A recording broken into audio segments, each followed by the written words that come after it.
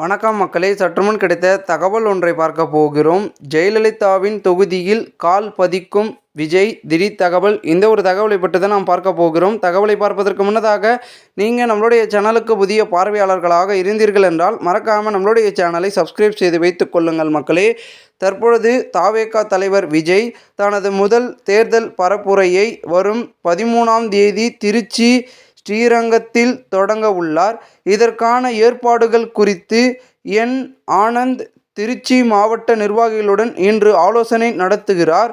ஏற்கனவே 2 மாநில மாநாடுகளை வெற்றிகரமாக முடித்துள்ள போதிலும் தேர்தல் பரப்புரை களத்தில், அதுவும் ஜெயலலிதா வெற்றி பெற்ற ஸ்ரீரங்கம் 2011இல் வெற்றி பெற்றார். அந்த தொகுதியில் முதல் முறையாக விஜய் கால் பதிக்க உள்ளார் என்பதும் அரசியல் வட்டாரங்களில் பேசும் பொருளாக மாறியிருக்கிறது. இந்த ஒரு தகவலை குறித்த பொதுமக்கள் உங்களுடைய கருத்துக்களை கமெண்ட் மூலமாக தெரிவிங்கள். இதுபோன்று நீங்கள் அரசியல் சார்ந்த நிகழ்வுகளாம் தினசரி தெரிந்து கொள்ள சேனலை சப்ஸ்கிரைப் செய்து வைத்துக் கொள்ளுங்கள். நன்றி, வணக்கம்.